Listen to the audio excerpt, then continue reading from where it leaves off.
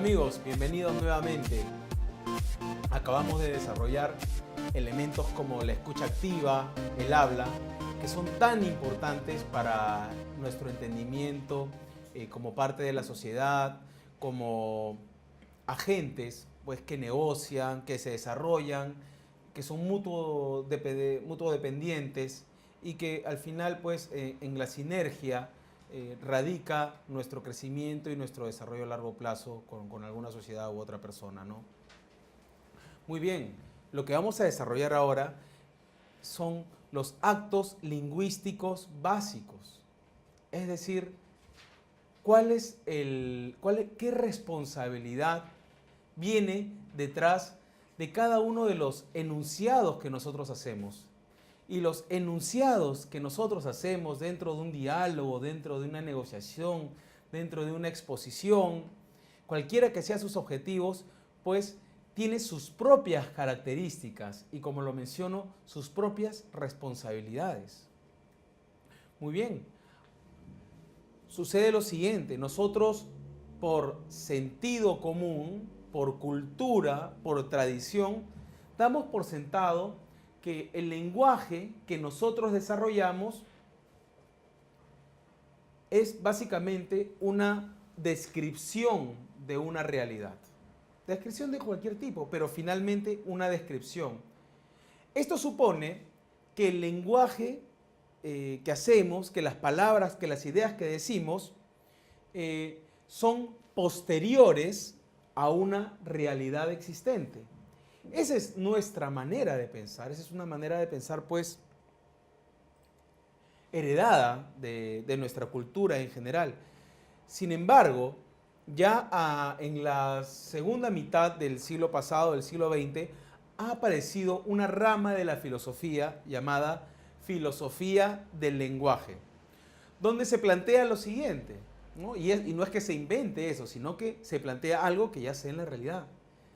Que el lenguaje puede, por una parte, describir una realidad, por una parte, pero también que el lenguaje sirve para crear una realidad. Es decir, que a partir del lenguaje, que a partir de nuestros enunciados, se realizan actos, cambian distintas situaciones, influimos en la realidad, en el mundo en el que vivimos.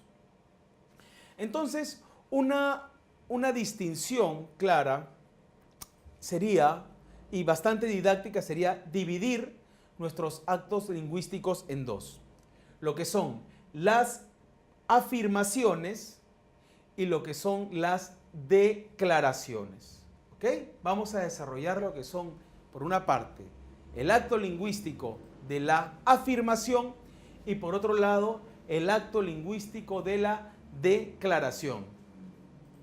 Vale decir que estos actos lingüísticos son desarrollados por la humanidad sin importar la cultura, sin importar cualquier distinción de idioma, etc. Por toda la humanidad son desarrollados estos dos actos lingüísticos, que son universales como lo acabo de mencionar. Entonces, vamos pues a ir desarrollando cada uno. ¿A qué nos referimos cuando hablamos de afirmaciones? Las afirmaciones es lo que justamente podemos llamar las descripciones. Es decir, lo que nosotros entendemos que es el mundo. Nosotros entendemos el mundo de una determinada manera a partir de nuestras observaciones, a partir de las conclusiones que justamente se van construyendo a partir de la experiencia o información que recibimos por una u otra fuente. Lo cual quiere decir que nosotros podríamos, quizá erróneamente, asumir que si dos personas ven un solo hecho, ¿no? O ven un solo objeto, pueden estar percibiendo la misma realidad. Y esto no necesariamente es verdad, porque el conocimiento previo de cada una puede causar en ellos una distinta interpretación de la misma. o porque quizás una realidad pues tiene distintos componentes y nos vemos más influenciados por uno o por otro por cercanía o afinidad. Les quiero compartir un video bastante didáctico, bastante entretenido también, sobre un cuento llamado Los sabios y el elefante.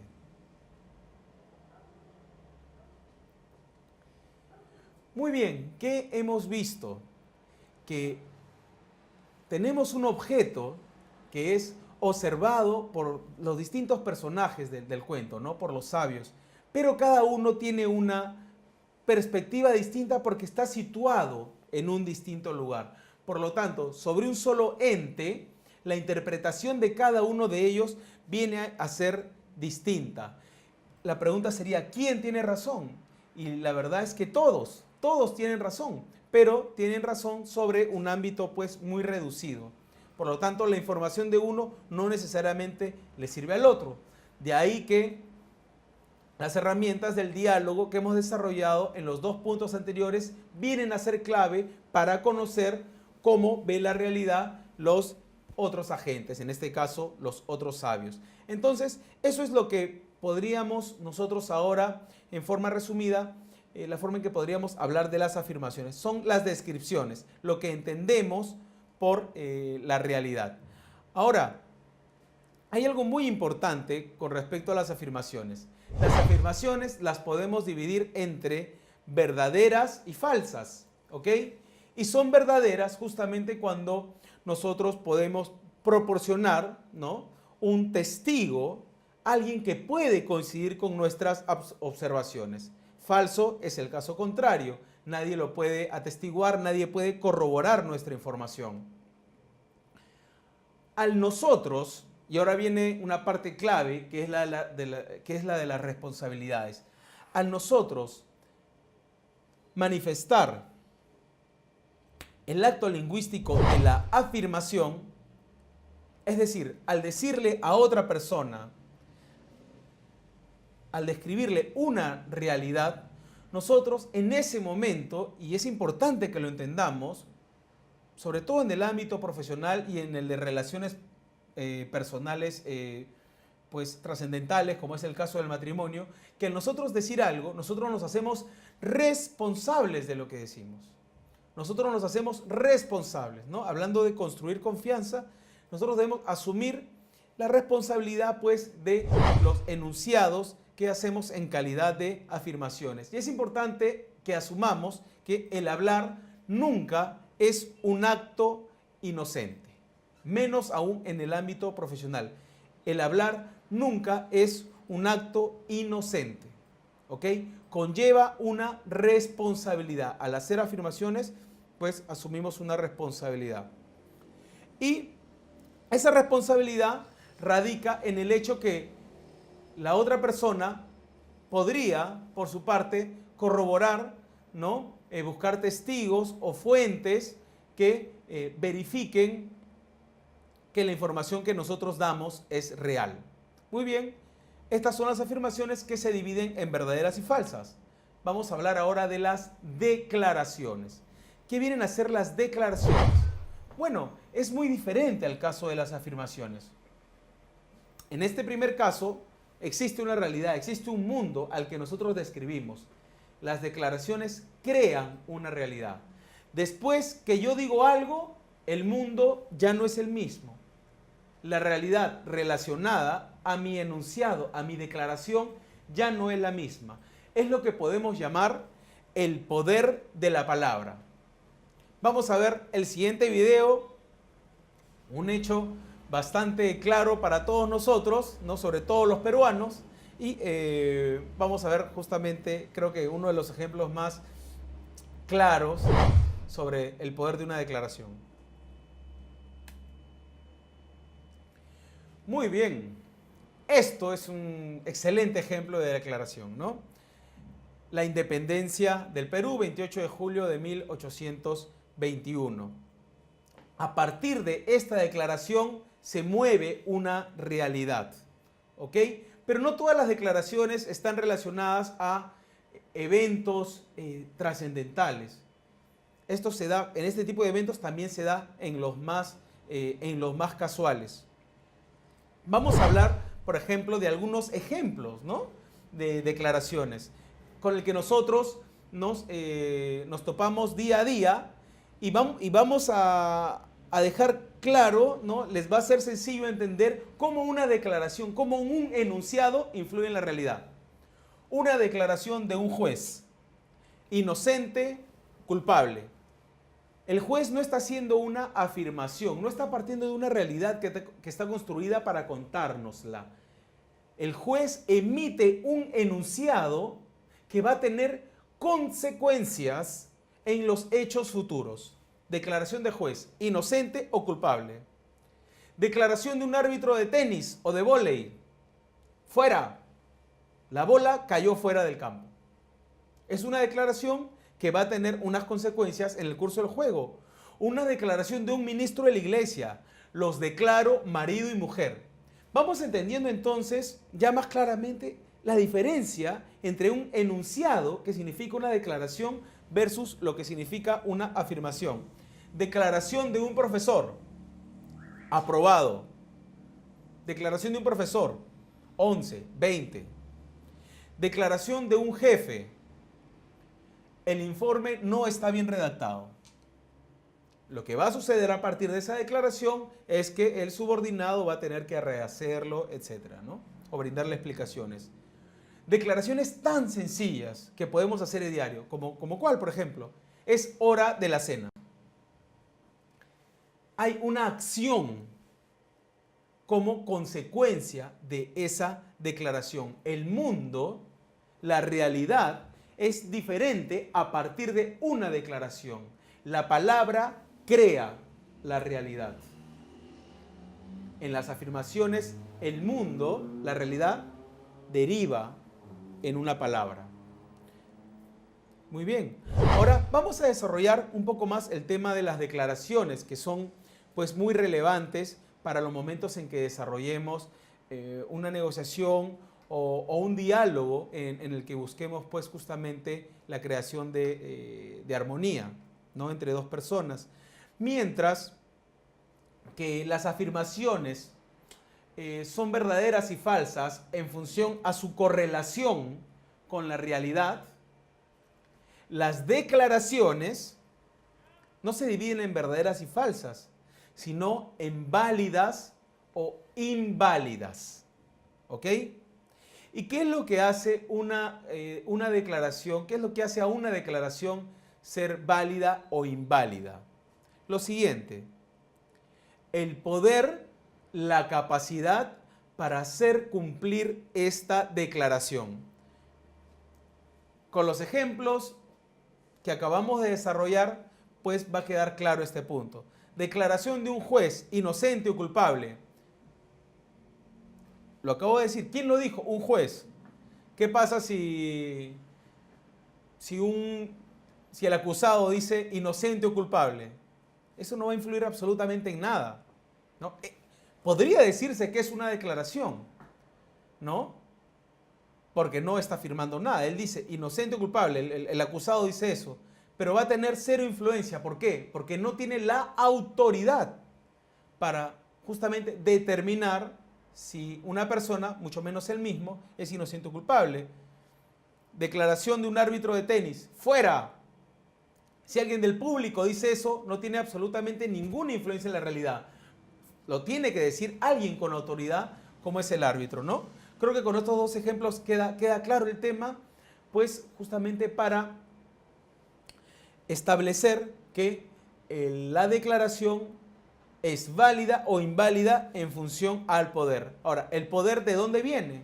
El poder viene pues de una autoridad, de un cargo, de una posición, y también el poder puede venir de la fuerza, ¿no? Por ejemplo, ¿no?, cuando don José de San Martín, regresando al primer ejemplo, declara la independencia del Perú, esto fue pues aceptado por algunos sectores de la sociedad en ese momento, más por otros sectores no.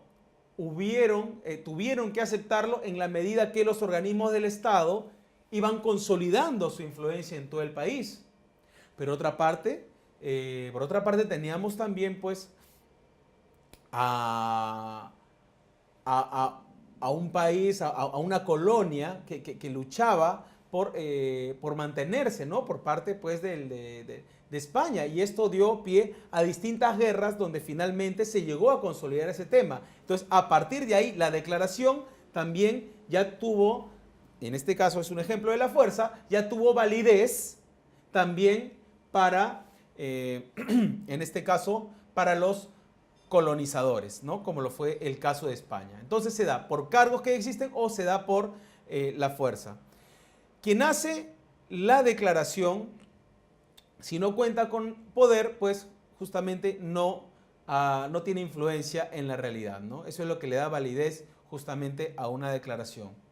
Resumiendo, mientras una afirmación puede ser verdadera o falsa, una declaración puede ser válida o inválida.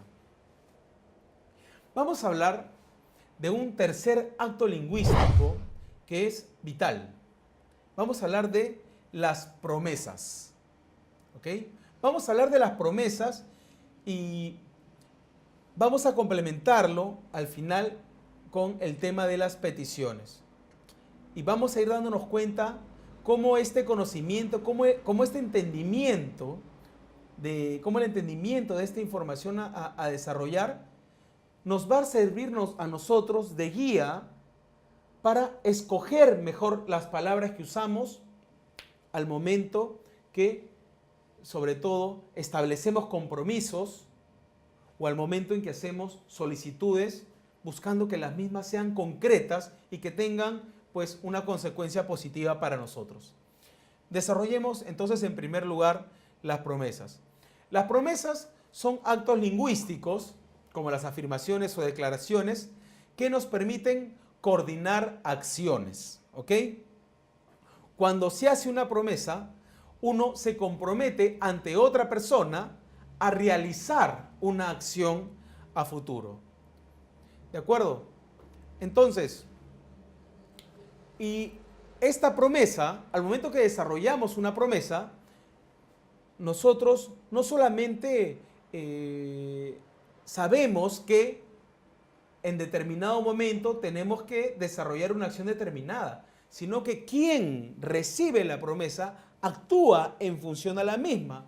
Un ejemplo sencillo es un jefe de ventas que le dice a un vendedor: si tú alcanzas la cuota, te voy a dar 1000 soles de premio. ¿De acuerdo? La promesa tiene un impacto en quien la recibe.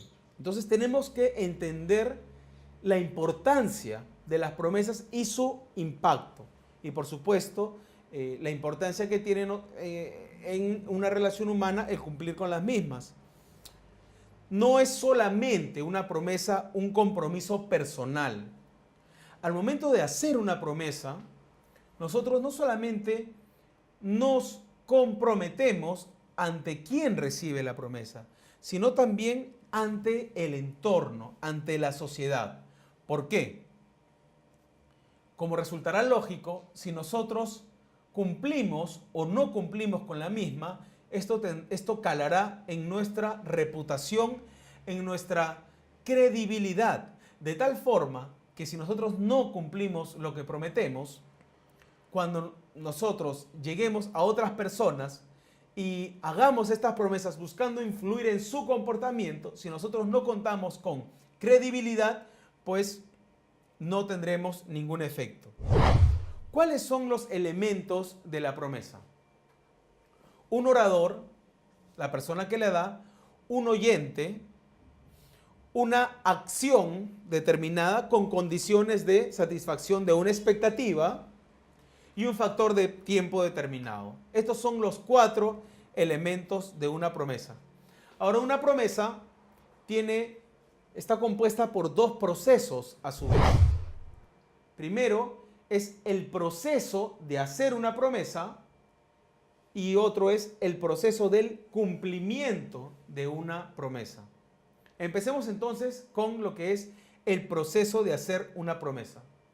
Este es un acto lingüístico de al menos 2 personas.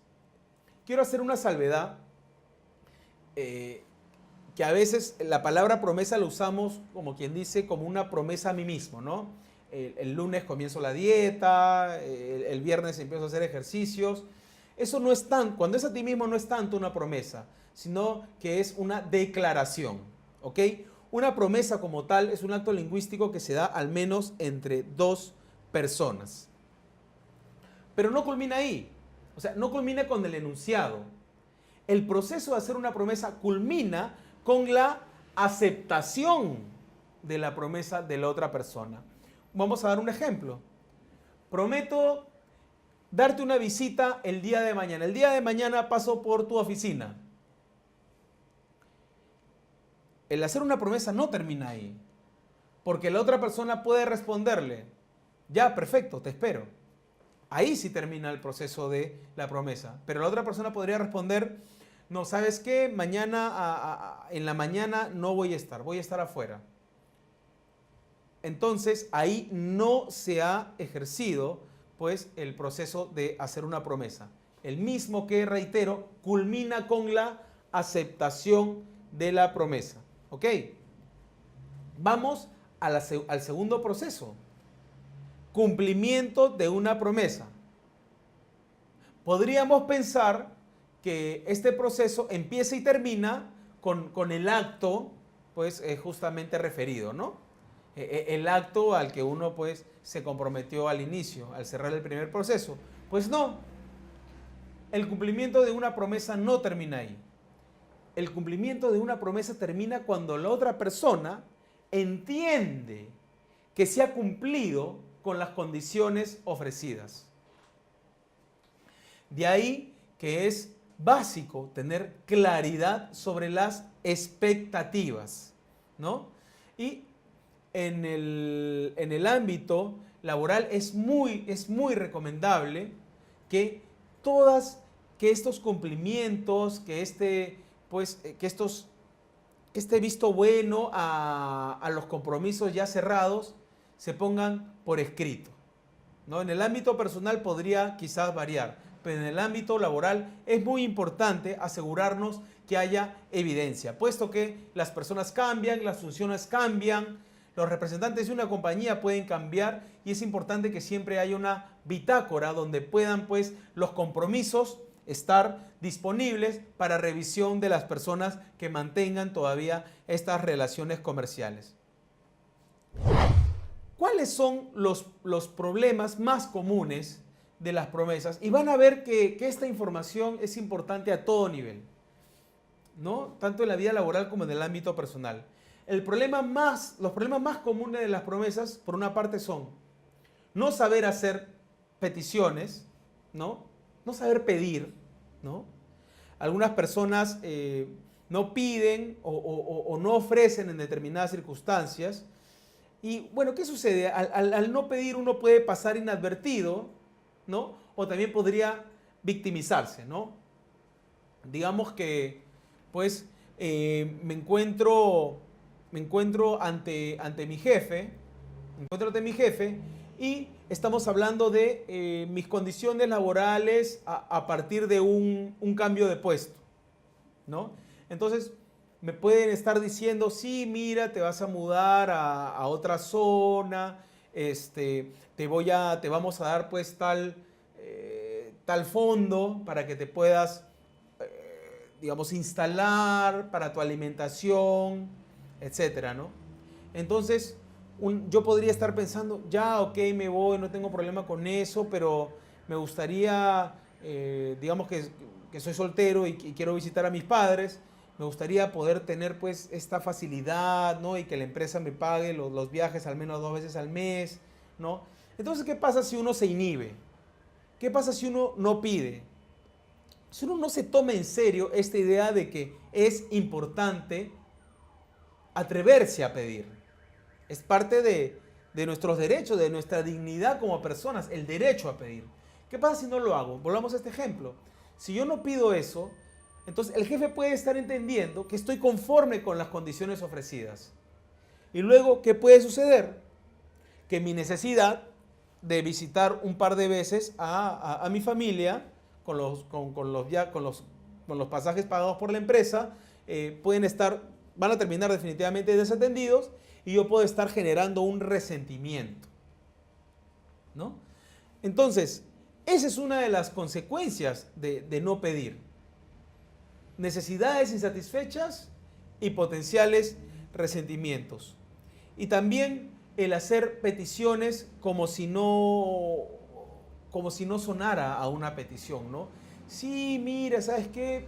Sería bonito si esto, ¿no? Mira, sería ideal si pudiera viajar un par de veces, ¿no? Entonces, esto podría entenderse como un deseo, como algo que no es quizás tan prioritario, tan importante de resolver, ¿no? Entonces, es muy necesario que cuando hagamos peticiones lo hagamos de una manera clara, lo hagamos de una manera concreta y cuando sea el caso, fundamentada. Muy bien.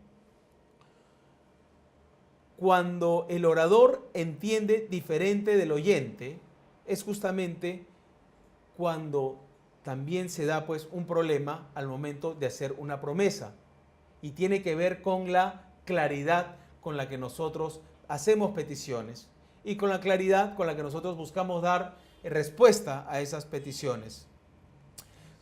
Vamos, a partir del concepto de las promesas, vamos a hablar de nuestra identidad pública, ¿ok? Nuestra confiabilidad, nuestra credibilidad ante nuestro entorno personal, de negocios, laboral en general. Hay dos elementos claves que conforman nuestra identidad pública. Uno es el poder de las promesas, o sea, que nosotros, en tanto ejecutivos, en tanto empleados o en tanto pues, proveedor de servicios, seamos relevantes para los clientes, para nuestro jefe, para nuestros compañeros de trabajo. ¿Okay? Eso es parte de nuestra identidad pública, perdón. Y el otro elemento de nuestra identidad pública es la impecabilidad. Cumplir las promesas que hacemos y responder por ellas.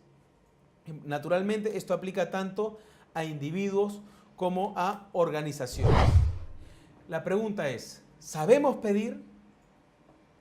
Es importante que nos hagamos un autoexamen y nos preguntemos, cuando he necesitado algo, cuando he requerido algo, cuando me ha parecido buena una idea, cuando era pues necesario tomar alguna decisión, he hecho algo al respecto, lo he dicho, lo he manifestado, tengo claro mi valía como persona, como profesional, el poder de influencia que tengo, el poder que tengo, pues justamente para influir en mi realidad, para transformarla, para mejorar mi situación como persona, como hijo, como padre, como empleado, como empresario.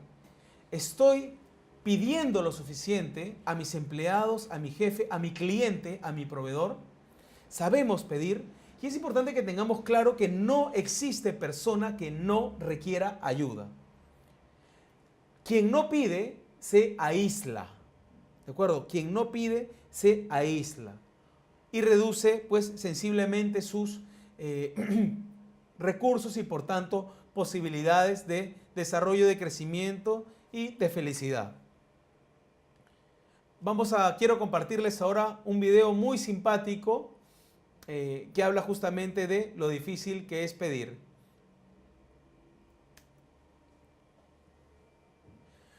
Muy bien, es un ejemplo muy simpático, es un pequeño cuentito, pero en un cuento tan elemental, tan básico, se podría entender de niños, vemos situaciones que se dan con muchísima frecuencia en el ámbito profesional, puesto que muchas veces, por alguna circunstancia anterior, por algún conflicto previo o por alguna situación en la cual pues me da pie a yo pensar que existen pocas probabilidades de que atiendan a mi pedido, yo dejo de hacerlo.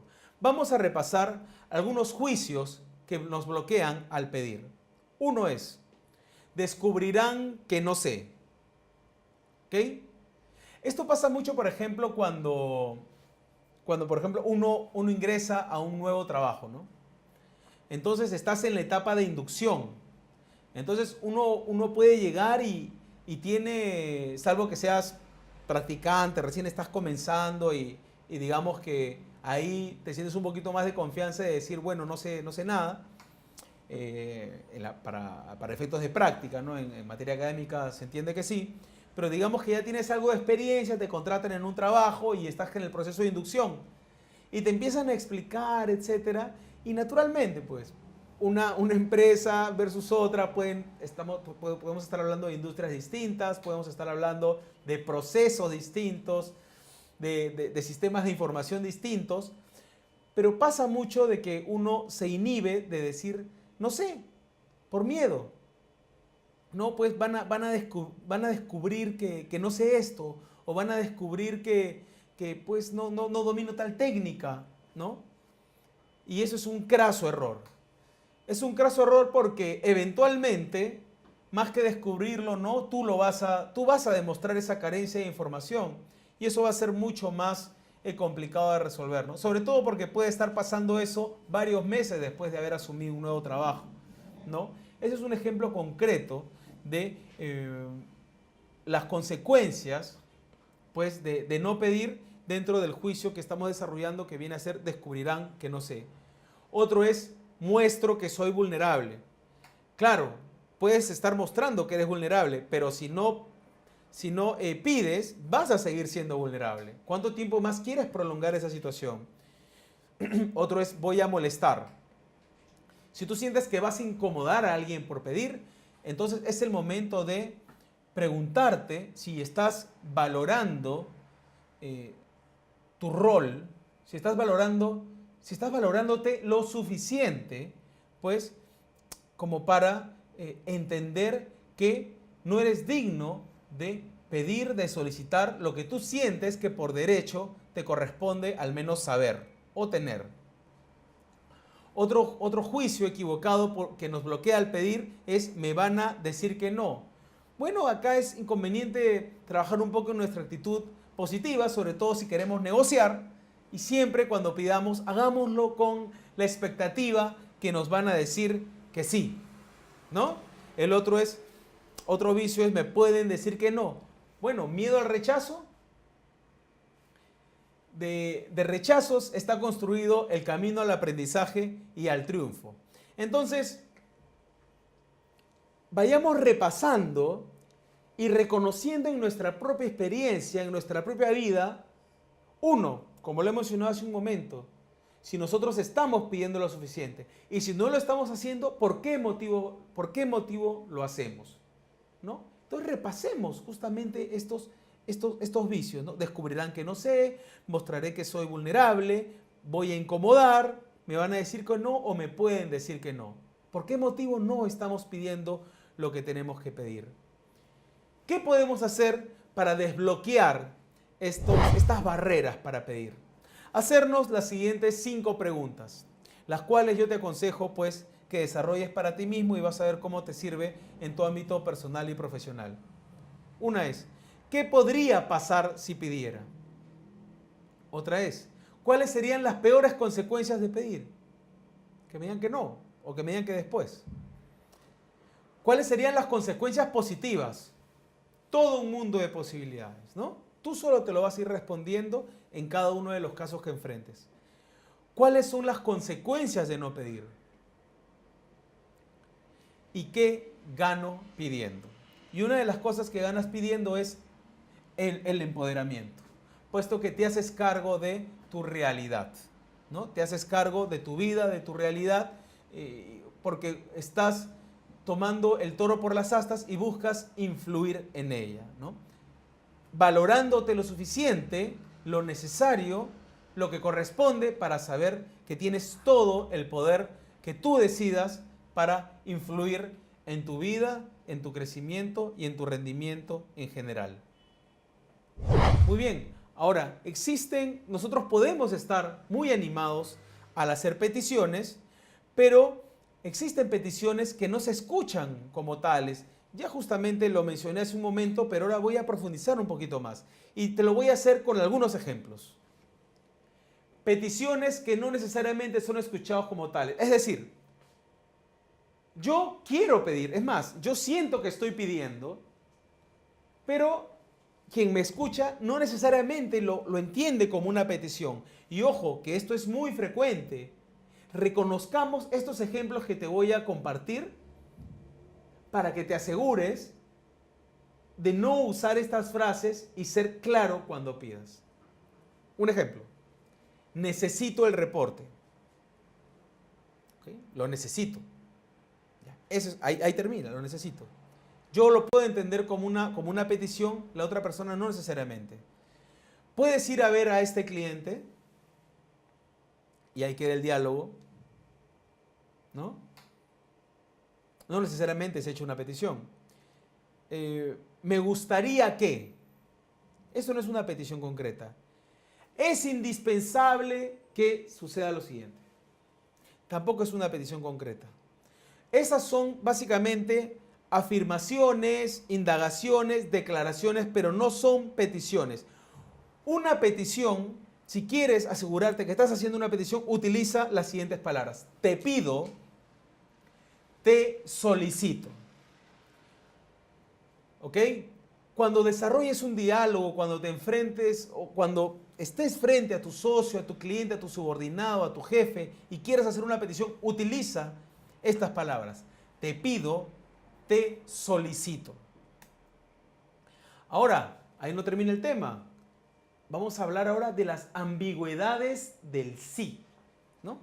Las ambigüedades justamente que tienen como consecuencia que la persona que pidió entiende que le han aceptado su petición. Ah, excelente.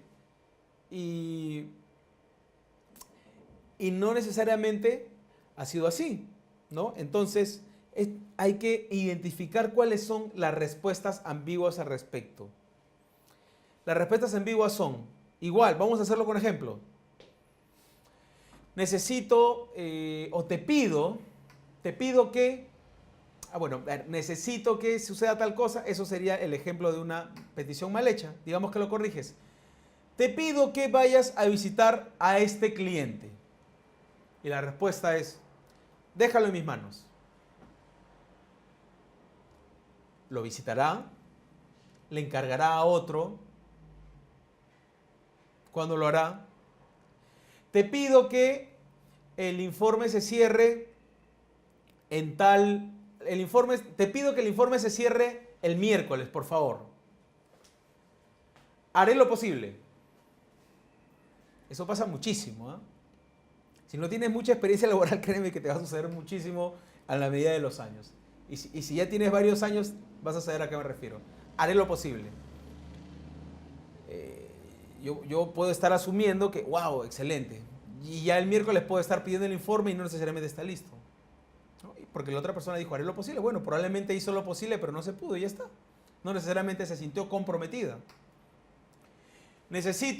Vamos con el mismo ejemplo, necesito el informe para el miércoles. No te preocupes. Eso no es necesariamente un sí. Es preferible un no rotundo a un sí ambiguo.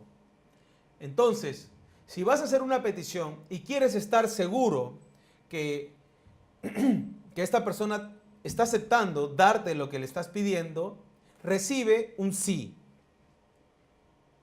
Espera un sí o pide un sí. Pero identifica estas frases ambiguas para que las evites. O para que insistas sobre el tema. O para que puedas justamente participar encima de esa frase, ¿no? Necesito el informe para el miércoles. Haré lo posible. ¿Vas a tener el informe que te pido, por favor, para el día miércoles? Sí. Listo. Entonces sí se aceptó.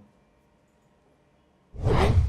Ahora vamos a hablar de las incompetencias del no. Es decir, vamos a hablar de algunas dificultades para decir que no. Algunos razonamientos que nos inhiben de decir no y que al final hacen que caigamos en comportamientos que minan nuestra credibilidad.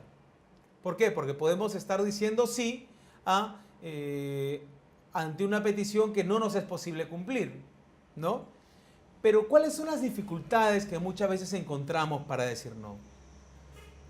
¿Cómo voy a decirle que no, no puedo? ¿Quién soy yo para decirle que no? O se me parte el alma, pobrecito, si le digo que no, ¿no? O qué va a pensar de mí, ¿no? O si le digo que no, me estoy enfrentando a muchas consecuencias negativas para mí, ¿no? Y muchas veces justamente caemos en esas respuestas ambiguas del sí, como haré lo posible, no te preocupes, o por ejemplo, sí, sí, tienes razón, es muy importante hacerlo. Dijo que sí, dijo que no, no dijo que es muy importante. Entonces, a veces no quiero comprometerme, hago como que sí, estoy aceptando la petición, pero al final no lo estoy haciendo. Entonces, la incompetencia de saber decir no, cuando toca hacerlo, pues necesariamente mina nuestra confianza, nuestra credibilidad, nuestra reputación. Muy bien. Es muy importante que reconozcamos nuestra responsabilidad al emitir los distintos actos lingüísticos. Entender la influencia y la responsabilidad que cada uno de estos actos lingüísticos trae consigo. ¿Ok? Saber escogerlos, usarlos y recibirlos correctamente. Afirmaciones, declaraciones, promesas, peticiones, respuestas a las peticiones, son actos lingüísticos que tenemos que identificar y conocer adecuadamente para que las ideas que intercambiemos con otra persona se den en forma clara. Y sobre esa claridad, sobre esa base sólida, podemos seguir construyendo relaciones. El manejo adecuado de estos actos lingüísticos, por tanto, se constituye en una materia primordial e indispensable para nuestro manejo de conflictos, en tanto constituyen pues una comunicación asertiva de una manera pues muy importante. Muy bien. Entonces, hemos con esto desarrollado el tema de actos lingüísticos y el siguiente punto que vamos a ver son las de el diseño de conversaciones, el diseño de conversaciones juntas efectivas. Es la materia que vamos a desarrollar a continuación, para lo cual los espero en el siguiente tema. Muchas gracias por estar con nosotros.